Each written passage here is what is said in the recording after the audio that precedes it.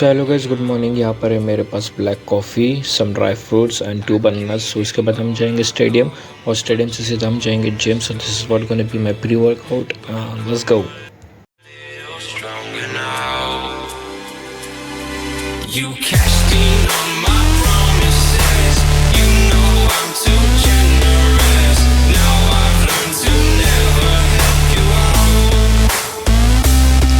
'Cause I'm done cleaning up your mess. Found myself in my regrets. I've become a little stronger now.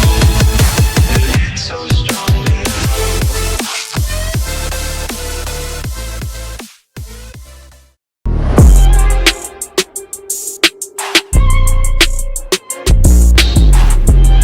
जिमला कधीतरी येणारे कार्यकर्ते बघा, body बघा, style बघा त्यांची.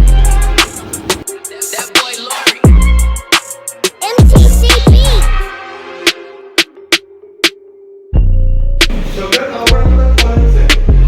मुलांनी कुठली साईड घ्यावी याच्यावर एवढा मोठा प्रश्न आहे ना आता. सगळ्यात मोठा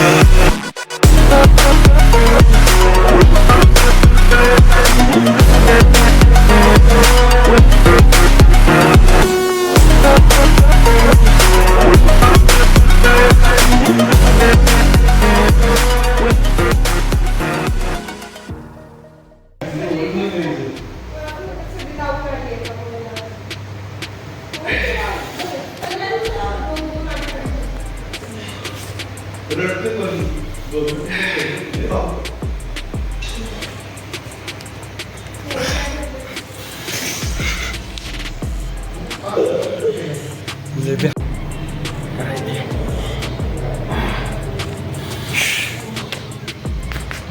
कधी माहिती आहे का, तुला सांगू का, 7 महिन्याआधी आमचे कोच होते यश वायकर, त्यांच्या इकडे मी जे प्रॅक्टिस झाली पूर्ण असं लिहून, तेव्हा बॉडी वेट होतं 70. आता गेमिंगला 95 गेली, डॉम्बाल काय उरटं तरी आता 87 आणले परत.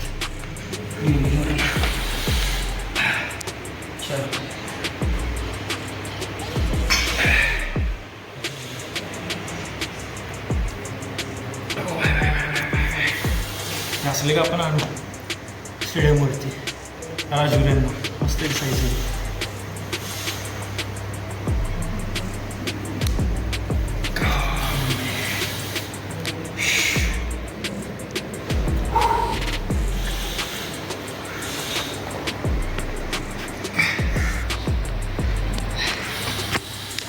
नॉर्मल आपले ॲप्स घेऊ आणि घरी जातो. Good morning, welcome back to the channel. So yeah guys it's Friday today आणि आज तारीख आहे 14. सो आत्ता मला थोडंसं एक झडपीमध्ये काम आहे, सो ते आपण काम करूयात. ऑफिसरना भेटायचं आहे आपल्याला, सो ते भेटून झाल्यावरती आपण डिरेक्टली साईटवरती जाऊयात. सो वर्कआउट तर खूप तगडा झाला आहे, मस्त झाला आहे एकदम. आणि आत्ता आपण घेऊयात post workout meal which is going to be a smoothie. So उसके बाद मैं पूरा ब्रेक डाउन तो दे दूंगा. कल तो भाई PPI था, कल PPI था आई थिंक सो. कल 13 को PPI था. इतना ज़बरदस्त ट्रेड किया है PPI पे, और CPI उससे पहले था. दोनों ट्रेड का मैं ब्रेक डाउन देने वाला हूँ. ब्लॉग ध्यान से देखिएगा, ओके, स्किप मत करो ब्लॉग, क्योंकि जब भी ब्रेक डाउन आएगा तब पूरा इन डिटेल जाने वाला हूँ मैं. न्यूज़ कौन सी थी, कौन सी न्यूज़ पर हमने कैसे ट्रेड किया, क्यों ट्रेड किया वहाँ पे, सो पूरा इन डिटेल दिखाने वाला हूँ मैं आज आपको. सो या guys, without any further due, let's start this blog.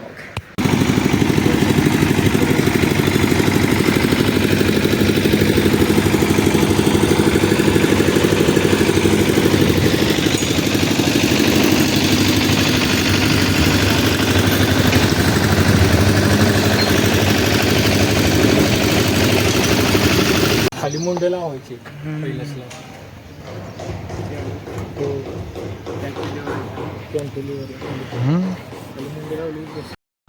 सो हाँ जी गाइस, साइड पे तो आ गए हम. सो यहाँ पे मैंने एक डिफ़ॉल्ट निकाला है कि B14A.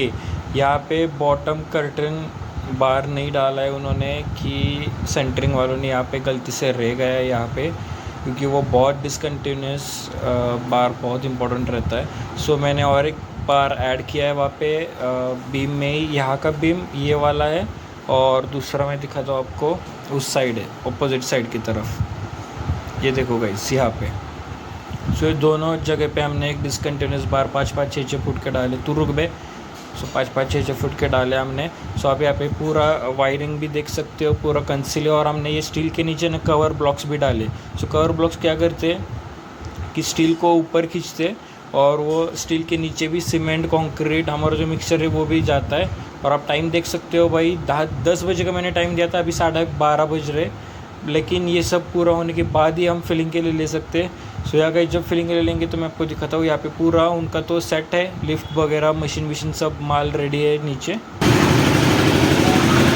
सो गई, यहाँ पे आप देख सकते हो कि फिलिंग सब चालू हो गया है अभी. और हमने वो जो डिसकंटिन्यूस बार उन्हें डालने नहीं थे वो भी हमने डाल दिया अभी. और यहाँ पे जो वाइब्रेटर आप देख सकते हो ये चल रहा है. सो ये बेसिकली क्या करता है कि जो कंक्रीट ऊपर जो लाइक रह गया है वो पूरा बॉटम तक जाता है वाइब्रेटर. उसको वाइब्रेट करके ढंग से वो प्लेस करता है अंडर द स्टील, जो कि कवर ब्लॉक से हमारे उसके नीचे भी जाता है. सो इससे इवनली स्प्रेड होता है. और यहाँ पे थोड़ा हमारा स्टेयरकेस का भी काम चल रहा है, वो भी हम करेंगे. और जल्दी मैं आपको सब कुछ दिखाता हूँ. मतलब सो वैसे यहाँ का पूरा फिलिंग तो हो गया है, अभी थोड़ा बहुत लाइक 10% रह गया आगे का, और बाकी तो पूरा लेवल हो गया है. ये कुछ फाइनल लुक यहाँ का, और बाकी का मैं आपको क्यूरिंग के वक्त जब हम आएंगे तब मैं दिखाता हूँ आपको. सो हाँ जी गाइस, अभी हम आ गए सेटअप पे. सो गाइस, यहाँ पे आप देख सकते हो ये जो मूवमेंट है 66 पिप्स का, तो ये था CPI का मूवमेंट. 99.7 पिप्स का जो हमने कैप्चर किया है, ये था NFP का मूवमेंट. Okay fine. सो मैं आपको जल्दी से बता देता हूँ कि लाइक क्यों हमने NFP पे यहाँ पे ट्रेड लिया और क्यों हमने CPI पे यहाँ पे ट्रेड लिया. Okay, first looking for NFP guys. So हुआ क्या था कि यहाँ पे था पूरा break of structure. Okay, I will show you. एक बड़ा वाला था इधर ब्रेक ऑफ स्ट्रक्चर. फाइन. अगर ये वाला ब्रेक ऑफ स्ट्रक्चर हो गया तो ये वाला क्या होगा, order block, the bullish candle. Fine. यहाँ पे था मेरा ये वाला ऑर्डर ब्लॉक. ओके, और ये जब NFP का टाइम था तभी यहाँ पे आया था. ऑल्सो विद दैट क्या हुआ था यहाँ पे कि एक बार आया था, फिर से नीचे आया, फिर 2 बार आया, लिक्विडिटी स्वीप की, फिर से नीचे आया. और when the third time came, it didn't suck out the liquidity. Okay, वो ऊपर नहीं गया, उसने ये वाला जो हाई था ये वाला ब्रेक नहीं किया. दैट्स वाई ये तो श्योर शॉट ट्रेड था सेल के लिए. We trusted our setup. Also we were holding. मैंने ये ट्रेड यहाँ पर ही लगाया था ये लिक्विडिटी स्वीप होने के बाद, बट ये फिर से इंटर लेवल तक आया था और NFP भी आने वाली थी. So never hold your trade on the NFP अगर आपका एनालिसिस सही हो तो. फाइन।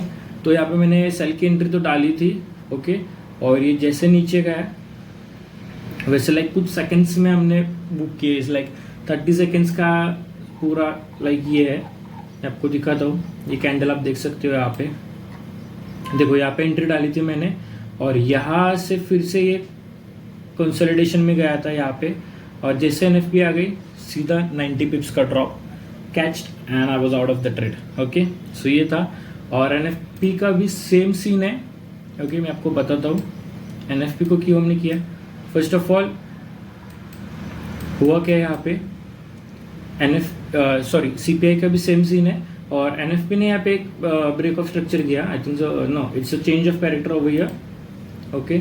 सो ये हो गया मेरा change of character, major change of character, क्योंकि ऐसे तो डाउन मूवमेंट था और जब सीपीआई रिलीज होने वाली थी, सीपीआई का डाटा, तो फिर से मार्केट ऊपर आया था, ओके। जहाँ से एनएफपी गिरा, सीपीआई के टाइम पे फिर से सीपीआई जब न्यूज़ आई थी 6 बजे, फिर से मार्केट ने रिकवर करके एनएफपी के पास गया था, ओके। और यहाँ पे हमको क्या मिला एनएफपी के टाइम पे, this is on the 5 minutes time frame, okay. ये था एनएफपी और ये था सीपीआई, ओके। सीपीआई के टाइम पे हमें यहाँ पे क्या मिला, I will show you very quick, okay. So यहाँ पे आप क्या देख सकते हो, तो ये तो है पूरा consolidation, but for a real trader जो इसमें उसको बताए कि भाई ये है क्या असली चीज़, उसको सिर्फ ये देखता है कि यहाँ पे माइनर चेंज ऑफ कैरेक्टर है, ओके, माइनर। ये हर ट्रेडर तो यही देखा कि भाई एक ही कैंडल पे आपने ये लो कैसे मार्क किया और क्या किया। एक तो भाई सीपीआई रिलीज होने वाली थी, ओके। सेकंड थिंग हमारा ऑर्डर ब्लॉक पे था, जहाँ से एनएफपी गिरा वहाँ पे हम थे, okay, right. So okay, right.